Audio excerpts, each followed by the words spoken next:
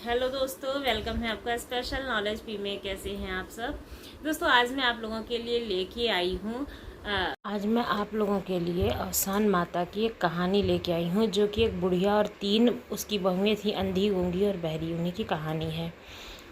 यह जो थी वो अवसान माता की बहुत बड़ी भक्त थी। जहाँ भी अवसान माता की पूजा होती वहाँ पर वो जरूर शामिल होती और माता की महिमा का हमेशा गुणगान करती रहती, खूब सम्मान करती। बुढ़िया के जो 3 बेटे थे, जब उन्हें योग्य हो गए तब बुढ़िया ने उनकी शादी कराने के लिए को ढूंढना शुरू किया। अब उनकी जो शादी हुई उसमें से एक अंधी थी, एक गूंगी थी और एक बहरी थी। तीनों बहनें थीं। अब बहुओं को विदा करा करके बेटे ले आए।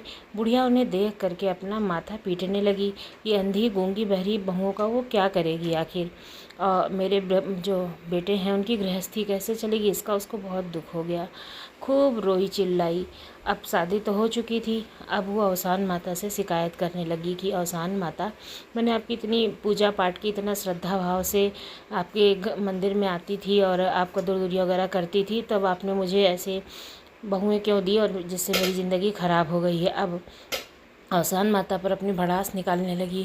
धीरे धीरे समय बीतने लगे। बुढ़िया भी अपने दिल की बुरी नहीं थी और वो अपने बहुओं को मानने लगी, क्योंकि तीनों जो बहुएं थी वो बहुत ही संस्कारी थी। अपनी सास को बिल्कुल भी काम नहीं करने देती थी। सारे घर के काम काज खुद ही निपटा लेती थी, आपस में एक दूसरे से बात करके, और जैसे एक दूसरे का इशारा भी समझती थी, क्योंकि मायके में तो वो बहनें थी तो एक दूसरे का खूब इशारा भी समझती थी, जिससे वो घर के सारे काम निपटा लेती थी। और सास ससुर की खूब सेवा करती थी सास की। इससे वो बहुत ही खुश रहने लगे। बुढ़िया खुश हुई तो अवसान माता की उसने अपने घर में पूजा रखवाई।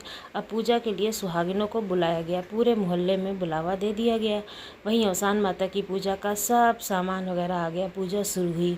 कथा आरती जब सब हो गई तो तीनों की जो होलिया थी उसको देख करके सब लोग समझ गए, और सभी जो औरतें थी वो एक दूसरे को इशारा करने लगी। बुढ़िया ने कहा कि जब से हमारी बहू आई हैं तीनों, तब से हमारे घर को स्वर्ग बना दिया है और साक्षात ये लक्ष्मी का रूप है, और इनकी सेवा से मैं बहुत खुश हूँ, और इसी वजह से मैंने अवसान माता की पूजा रखी है। इन्होंने सारी गृहस्थी को संभाल लिया है। यह सुनकर सब बहुत खुश हुए। सब लोगों को बुढ़िया माई के भक्ति की तारीफ सुन करके उन्हें बहुत अच्छा लगा कि उनकी भक्ति की वजह से उन्हें अच्छी बहू मिल गई, और बहुओं की भी बड़ाई सुन के सब लोग बहुत खुश हुए। उन्हें लगी कि जब मैंने इनके मन की सुंदरता देखी तब मुझे ये महसूस हुआ कि सूरत से ज़्यादा सीरत मायने रखती है। ख्याल हो गई, शायद मेरी भक्ति और श्रद्धा की सफलता की वजह से ही मुझे ये बहुएं मिली हैं। अवसान माता की सब औरतें पूजा करके अपने घर चली गई, लेकिन बुढ़िया की एक सहेली थी वो वहीं पर रुक गई। और जब बुढ़िया इतना बहुओं की तारीफ़ कर रही थी तो उसे थोड़ा सा बुरा लगा। होते हैं ना लोग, जलन के मारे किसी के घर में जाते हैं, भड़काते हैं कि उनके घर में अलगाव हो, परेशानी हो। तो ऐसे ही वो बुढ़िया की सहेली भी थी, वो भी उनको खूब भड़काने लगी और कहने लगी कि वो तुम्हें दिखावा है, दिखावे की वजह से ही तुम्हारी सेवा करती हैं, और बाकी वो तीनों बहुएं हैं, बहनें हैं, तो बाद में एक हो जाएंगी और तुम्हें जो है बाहर निकाल देंगी, तुम्हारी कोई गिनती नहीं करेंगी। कि अगर वो तीनों अपना आँख कान नाक एक करके रखेंगे, यानी कि सारी बहुएं मिल करके काम हमेशा करती रहेंगी, तो तुमको एक दिन बाहर निकाल देंगी, ठोकर मार देंगी, तो तुम्हारा कुछ भी वर्चस्व नहीं रह जाएगा घर में। अगर तुमको राज करना है घर में तो कुछ तुम्हें करना होगा। यह जो है अपनी सहेली की बातों में आ गई। उसके मन में तो कोई छल कपट था नहीं, लेकिन सहेली ने कहा कि तुम बहुत ही भोली हो, तुमको दिखाई नहीं दे रहा है कि तीनों तुम्हारे साथ कैसा व्यवहार कर रही हैं और तुम्हें यूज़ कर रही हैं। तो बुढ़िया जो है अपनी बहू से कहती है कि तुम्हारे अंधेपन का फ़ायदा तुम्हारी बहन उठा लेती है, और तुम्हें जो है तुम्ही से सारा काम करवाती है, खुद तो कोई काम नहीं करती है। फिर जब दूसरी वाली आती तो उससे भी ये बोलती है कि तुम्हारे बहरेपन का फ़ायदा तुम्हारी दूसरी बहन उठा लेती है और तुमसे सारा काम करवाती है, खुद कोई कुछ नहीं करती है। अब वो चली गई। अब बुढ़िया मन ही मन खुश हो रही थी कि अब मैंने इन तीनों को भड़का दिया है, तीनों अलग अलग तरह से काम करेंगी। गूंगी बहू से भी वो ऐसे ही बोलती है, सारे काम करवा लेती है, इन लोगों को एक दूसरे के खिलाफ भड़का देती है। तीनों बहुएं अलग रहने के लिए कहती हैं। यह सुनकर बुढ़िया जो है बहुत खुश होती है, और बुढ़िया की सहेली भी बहुत खुश होती है। कहती कि हम अपने घर जा रहे हैं। खूब खुश होकर के प्रसाद लेकर के अपने घर को चली जाती है।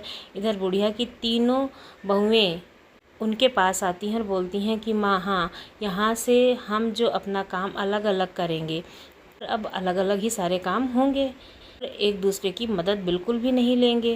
कहती है कि ठीक है, कोई बात नहीं, तुम तीनों में से जो काम तुम लोगों को आता है वो बांट लो और अपना अपना काम तीनों लोग कर लिया करो।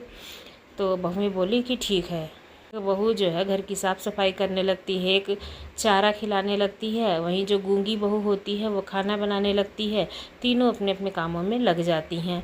अब जो अंधी बहू थी वो घर की साफ़ सफाई का काम करने लगती है। उसको दिखाई तो देता नहीं है, बस अंदाजे से ही काम करती जाती है, क्योंकि जो बहनें उसकी आँख बनती थीं, उसकी मदद करती थीं, वो तो अब थी नहीं, तो उसका काम साफ़ सफाई का अच्छे से नहीं होता है। जब दूसरे बहू का काम देखने जाती है बुढ़िया, तो देखती है चारा जानवरों को खिला रही थी, जिसने गाय भैंस देखने के लिए कहा था, वो जो है क्या कहते हैं अलग चारा डाल देती है और गाय भैंस खूब रंभाती है। उनको खाने पीने को भी कुछ नहीं मिलता है, उसको आवाज़ भी नहीं सुनाई देती है। थोड़ा थोड़ा सा जो चारा होता है गाय भैंस को खिला देती है और घर आ जाती है। अब इधर जो गूंगे बहरे थे की बहू थी, वो जो है खाना बना रही थी। जो नमक का डिब्बा होता है वो हिसाब से सारे से पूछती है, माँ जी ये चीनी है कि नमक है। लेकिन बुढ़िया इशारे को समझ नहीं पाती है और उन दोनों बहनों के काम से वैसे ही बहुत परेशान थी। अब वो खींच जाती है और खींचकर गूंगी बहू से कहती है कि गर्दन हिला करके कि हाँ ठीक है, और जो तुम बना रही हो उसमें ये डाल दो। बहू समझती है कि मेरी तारीफ़ की बात है, नमक ले जा करके आखिर में वो डाल देती है। देखते ही देखते तीनों बहुएं अपना काम कर लेती हैं। लेकिन जब बुढ़िया को खाना मिलता है तो जैसे ही वो खाती है उसको उल्टी आने लगती है। इतना गंदा खाना होता है, इतना ज़्यादा उसमें नमक पड़ा हुआ होता है, नमक की जगह चीनी और चीनी की जगह नमक। चिल्लाती है तो बहू कहती है कि मैंने तो आपसे पूछा था लेकिन आपने तो बताई नहीं। दूसरे दिन जो है बुढ़िया अपने बहुओं के काम को बदल देती है कि तुम दूसरा काम करो, तुम दूसरा काम करो। इस तरह से 15 दिन देखते देखते बीत जाते हैं। अब बुढ़िया जो है बहुत परेशान हो जाती है कि सारा काम हमेशा आधा अधूरा रह जाता है और उसी को सारा काम पूरा करना पड़ता है। वो जानवरों को चारा खिलाती है तो जानवरों की आवाज़ सुनाई देती है, जानवर खाए नहीं रहते हैं। गूंगे को कुछ समझ नहीं आता है, जो भी उसको समझा वो बेढंगा ही करती है, बहरी अलग बेढंगा करती थी। इसी तरह से तीनों बहुएं बिल्कुल बेढंगे से काम कर रही थी, जिसकी वजह से बुढ़िया बहुत परेशान हो रही थी और उसका घर भी बर्बाद हो रहा था। उसके घर की जो सुख शांति थी वो चली जा रही थी और उसके घर में झगड़ा छिड़ गया था। बुढ़िया के समझ में आता कि जब तीनों बहुएं जो है एक दूसरे की मदद लेती थी, अच्छे से काम करती थी, तो हमारी भी सेवा होती थी और हमारा सारा काम भी निपट जाता था, हमारे ऊपर कोई जिम्मेदारी भी नहीं रहती थी। और मैंने ही अपने घर में आग लगा दी।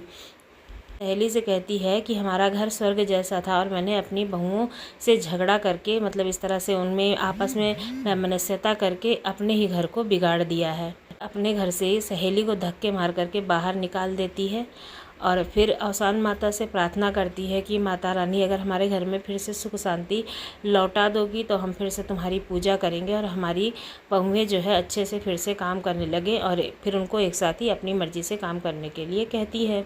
बहुएं ये सब बात सुन रही थीं। बहुएं आई बुढ़िया से माफ़ी मांगती तो बुढ़िया कहती है कि मुझे माफ़ी मांगनी चाहिए, मैंने ही जो है तुम्हारा भाव कराया था, दूसरे के कहने पर तुम पर शक किया था। कहती हैं कि नहीं माँ जी, आप मेरी माँ हो, लेकिन आप दूसरों के कहने में आ रही थी और घर बर्बाद हो रहा था, इसलिए हम लोगों ने ऐसे किया। कहती है कि अब ये तुम्हारा घर है, तुम्हारी जैसी ही इच्छा हो वैसा तुम करो और हम अपने काम से मतलब है हमारी अपने घर को संभालो, अच्छे से सुख सुविधा से रहो।